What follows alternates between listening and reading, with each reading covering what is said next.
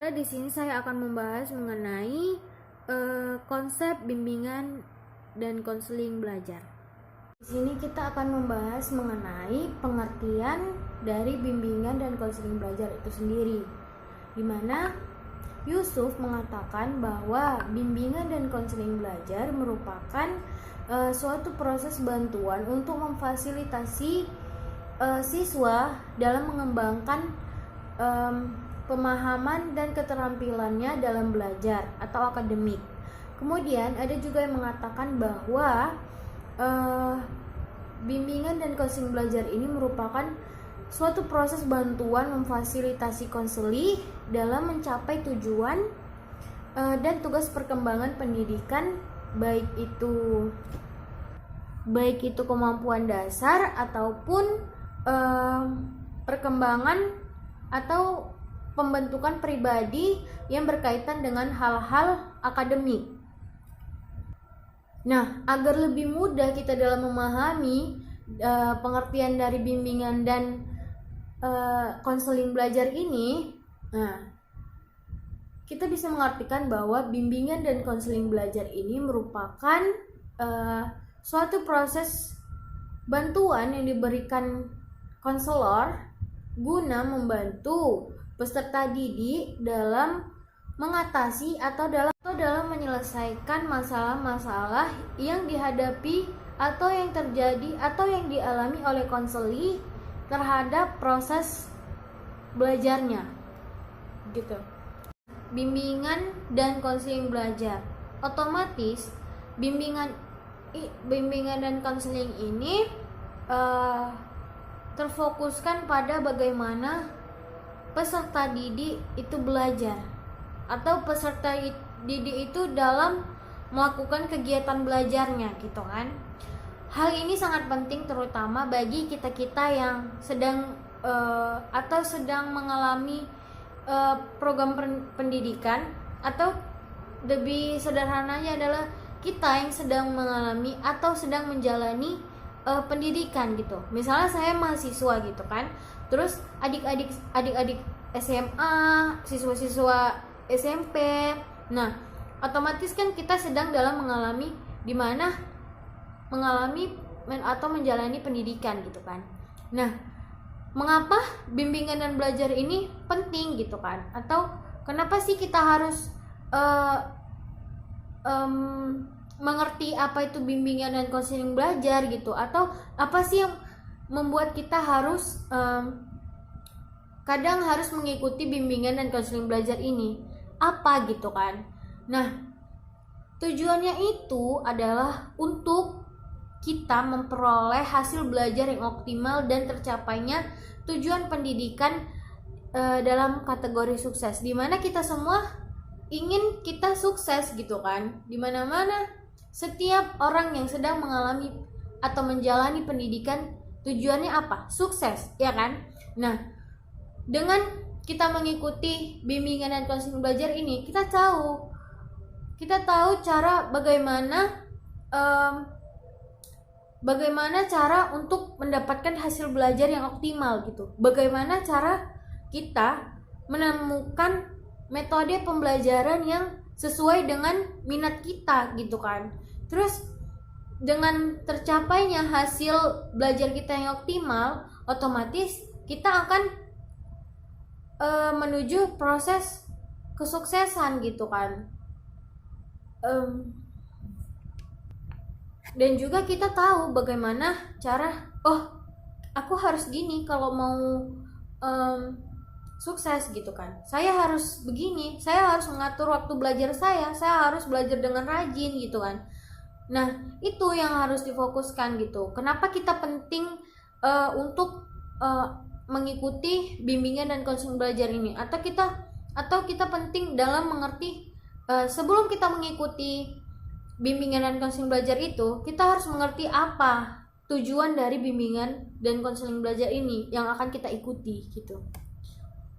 Selanjutnya, apa yang menjadi fokus dalam BK belajar ini selain untuk cara kita mengetahui bagaimana cara mencapai hasil belajar yang optimal dan mencapai kesuksesan, yaitu biasanya di dalam BK Belajar ini memfokuskan yang berkenaan dengan pengenalan kurikulum, bagaimana ini terutama untuk siswa-siswa baru atau mahasiswa-mahasiswa baru penting, karena dari kurikulum inilah kita tahu akan bagaimana kita akan belajar ke depannya gitu kan. Kemudian adalah pengembangan sikap dan kebiasaan belajar yang positif, di mana bimbingan dan konseling ini membuat kita mengetahui bagaimana sih sikap yang baik gitu dalam belajar gitu. Bagaimana sih kebiasaan yang harus saya lakukan gitu, kebiasaan-kebiasaan positif apa yang nantinya akan membuat saya mendapatkan hasil belajar yang baik gitu kan. Selanjutnya BK Belajar ini juga memfokuskan pada pengembangan motif berprestasi, di mana dalam melakukan bimbingan dan konseling belajar ini seorang konselor harus memotivasi.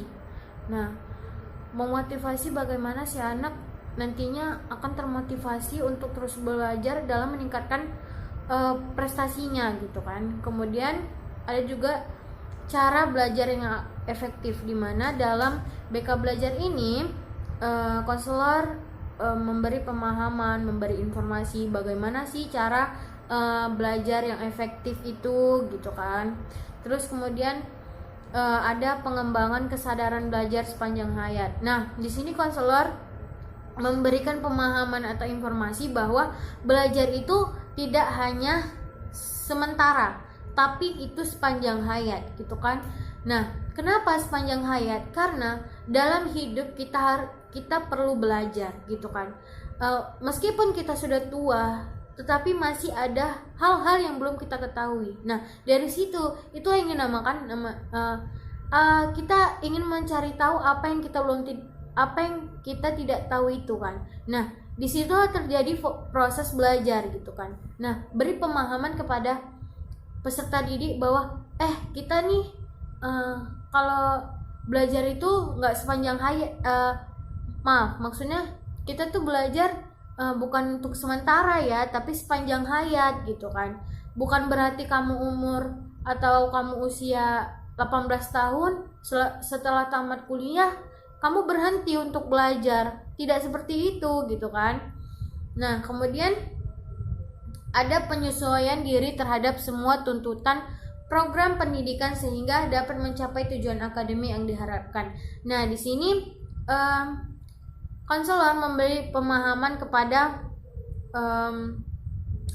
konseli terhadap bagaimana penyesuaian diri mereka terhadap semua tuntutan pendidikan agar nantinya mereka mencapai tujuan atau hasil belajar yang akan dicapai mereka gitu, apa yang mereka harapkan gitu. Kalau kamu ingin juara satu belajar harus pandai menyesuaikan waktu, harus pandai menyesuaikan diri gitu kan, harus pandai mengendalikan diri kamu sendiri gitu kan. Kemudian dalam bimbingan dan konseling belajar ini juga terfokus pada bagaimana perencanaan pendidikan lanjutan, dimana biasa kita alami sebagai siswa SMA. Ketika kita sudah kelas 3 SMA, di situ kita akan bingung gitu, apa ya setelah tamat ini, mau apa ya gitu, kerja atau kuliah gitu kan. Nah, di sini penting diadakannya bimbingan dan konseling belajar ini, dimana konselor dapat membantu siswa dalam memberikan informasi mengenai bagaimana jika kamu mau kuliah, apa yang sudah kamu persiapkan gitu, kalau kamu mau kerja, apa yang sudah kamu persiapkan begitu kan. Kalau kamu mau kuliah, coba kamu ikut ini, misalnya ikut bimbel dulu atau apa gitu kan. Terus kalau mau kerja, coba cari kerja yang sesuai dengan minat kamu gitu, agar dalam menjalani pekerjaan tersebut kamu tidak akan merasa terpaksa gitu menjalaninya, seperti itu. Terlebih lagi selanjutnya terfokus pada cara mengatasi kesulitan belajar. Nah, ini salah satu yang paling penting, diadakannya bimbingan dan konseling belajar, di mana kesulitan belajar ini menjadi masalah paling banyak dialami oleh para siswa dan mahasiswa, di mana di setiap siswa pasti mengalami kesulitan belajar yang berbeda-beda gitu kan. Nah, melalui bimbingan dan konseling belajar ini kita sebagai mahasiswa atau siswa dapat mengetahui bagaimana cara mengatasi kesulitan belajar kita gitu kan. Bagaimana caranya, yaitu seorang konselor mengadakan atau bisa dengan membicarakan apa sih yang selama ini menjadi permasalahan kesulitan belajar kamu gitu kan. Nah, dari situlah kita cerita, begini Bu, misalnya gitu kan, saya begini-gini gitu. Nah, dari situ seorang konselor dapat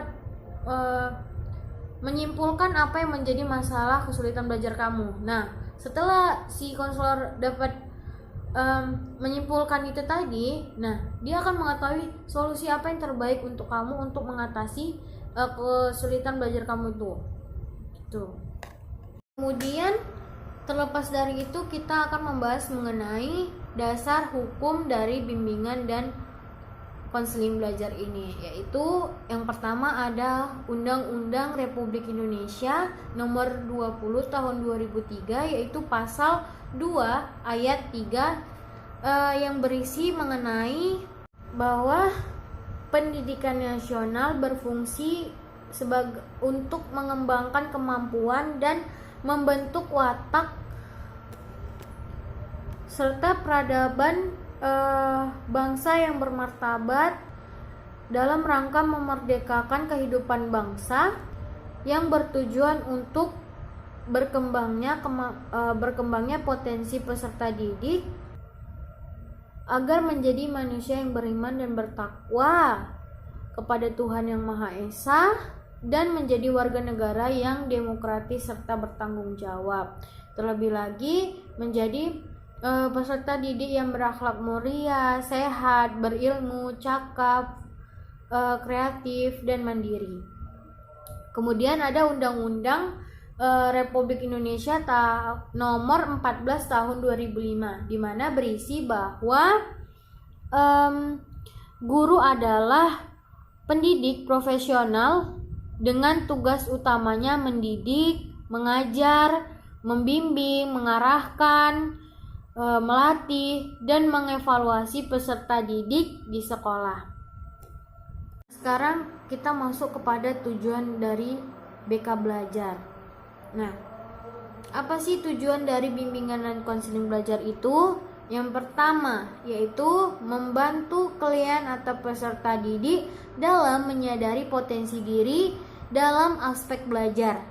Apa sih maksudnya gitu kan? Nah, di sini kan terkadang ada siswa yang tidak menyadari bahwa potensi dia belajar itu, atau gini deh, setiap siswa memiliki potensi belajar yang berbeda-beda gitu kan. Misalnya si A, dia berpotensi belajar dalam IPA gitu kan. Nah, yang B berpotensi belajar dalam matematika gitu. Nah, jadi mereka terkadang masih bingung nih. Misalnya yang A, ini aku apa ya gitu kan. Aku IPA atau dengan dia mengikuti BK Belajar tersebut, dia akan mengetahui bahwa dia dapat menetapkan potensi diri dia itu di mana gitu. Oh, berarti aku nih di IPA nih gitu kan, lebih berpotensi di IPA gitu.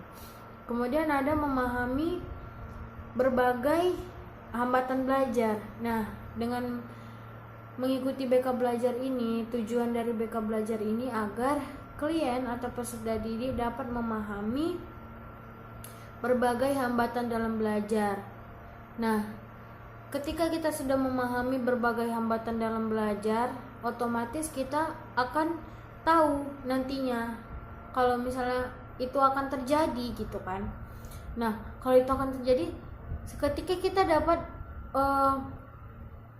menyelesaikannya melalui solusi yang sudah kita tahu gitu kan, dalam menghadapi hambatan dalam belajar tersebut gitu. Kemudian ada memiliki sikap dan kebiasaan belajar yang positif, dimana dengan mengikuti atau tujuan dari bimbingan dan konseling belajar ini membuat peserta didik memiliki sikap dan kebiasaan belajar yang positif. Kemudian memiliki motif yang tinggi untuk belajar sepanjang hayat, lalu memiliki keterampilan belajar yang efektif karena dia sudah melakukan BK itu, dia sudah melakukan BK belajar gitu kan, dia sudah mengikuti BK belajar gitu, jadi dia tahu gitu bagaimana cara belajar yang efektif untuk dirinya sendiri gitu kan. Kemudian ada memiliki keterampilan dalam perencanaan atau penetapan pendidikan selanjutnya atau penempatan karir selanjutnya gitu kan, dan memiliki kesiapan untuk menghadapi ujian. Nah, ujian ini kadang yang membuat kita sebagai mahasiswa-siswa gitu kan, kadang kayak deg-degan terhadap nilai gitu kan. Terlebih dari kalau kayak dulu waktu SMA gitu kan, waktu masih sekolah gitu kan, pasti kalau selalu ujian tuh pasti deg-degan gitu. Bisa nggak ya jawab soalnya gitu kan, bisa nggak ya dapat nilai yang bagus gitu kan. Nah, dengan kita mengikuti BK belajar ini tujuannya untuk kita mengetahui bagaimana sikap kita untuk menghadapi ujian gitu kan. Nah, baru juga dengan bimbingan BK belajar ini kita juga mengetahui bahwa apa-apa saja yang harus dipersiapkan sebelum ujian gitu, agar nantinya dapat tercapailah nilai ujian yang bagus gitu kan. Selain itu, tujuan bimbingan dan konseling belajar ini adalah membantu peserta didik agar mencapai perkembangan yang optimal sehingga perkembangan belajarnya tidak terhambat, di mana kita sebagai para mahasiswa gitu kan, para mahasiswa bimbingan dan konseling, para mahasiswa bimbingan dan konseling juga dalam BK belajar ini ada tujuannya gitu. Apa sih tujuannya gitu kan? Kita ini kan mahasiswa bimbingan dan konseling gitu kan, yang notabene-nya nanti bakal jadi calon guru BK gitu kan. Nah, dimana agar kita nanti dapat membantu para peserta didik kelak agar memiliki perkembangan belajar dan akademik yang lebih baik, yang meliputi mampu mengatasi kesulitan belajarnya sendiri, mengatasi masalah belajarnya sendiri, memiliki motivasi di dalam dirinya untuk belajar dan mengembangkan keterampilan-keterampilan yang didukung oleh pencapaian akademik yang lebih optimal.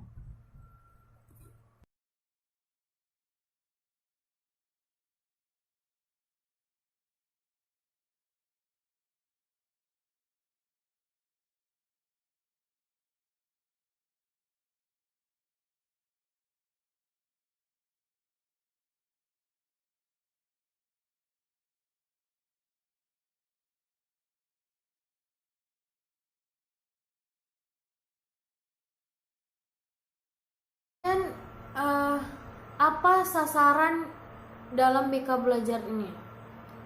Nah, sasarannya itu adalah para guru BK di sekolah, baik di tingkat SMP, SMA, MA maupun SMK. Kemudian masuk kepada ruang lingkup dalam bimbingan belajar.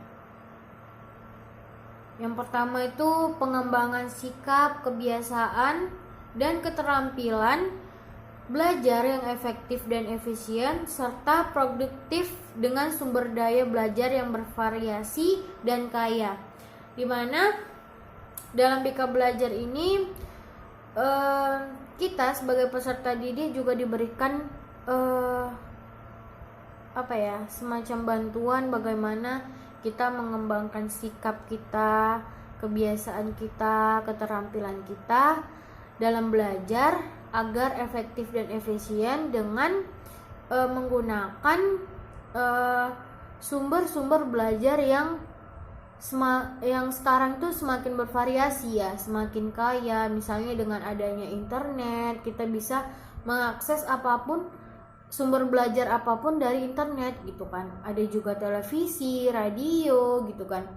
Tidak pun itu dengan alam-alam sekitar gitu, lingkungan sekitar kita juga dapat belajar dari itu semua gitu. Yang kedua itu menumbuhkan disiplin siswa dalam belajar dan berlatih, baik secara mandiri maupun kelompok, di mana di sini dalam BK Belajar ini juga membuat peserta didik peserta didik agar tahu bagaimana dia mendisiplinkan dirinya sendiri dalam belajar dan berlatih gitu, baik maupun dia belajar secara mandiri ataupun bagaimana dia belajar secara kelompok begitu. Kemudian ada mengembangkan materi program belajar. Kemudian ada mengembangkan pemahaman dan pemanfaatan kondisi fisik, sosial, dan budaya lingkungan sekolah atau alam sekitar untuk pengembangan pengetahuan, keterampilan, dan pengembangan pribadi. Di mana di sini BK Belajar memberikan pemahaman mengenai bagaimana mengembangkan pemahaman dan pemanfaatan peserta didik mengenai kondisi fisiknya, sosialnya, budayanya, lingkungan sekitarnya, lingkungan sekolahnya atau alam sekitarnya, agar menunjang atau agar mendorong atau agar memotivasi juga pengetahuan serta keterampilan yang dimilikinya dengan juga pengembangan pribadinya gitu. Yang terakhir adalah orientasi belajar pendidikan tambahan dan pendidikan yang lebih tinggi, di mana maksudnya adalah di sini pengenalan belajar untuk nantinya menjadi tambahan untuk di pendidikan yang lebih tinggi gitu. Misalnya nih kita di SMP kelas 3 nih, kita tuh ada kadang ada kadang guru yang menjelaskan, nah ini nanti dipelajari juga loh di SMA gitu.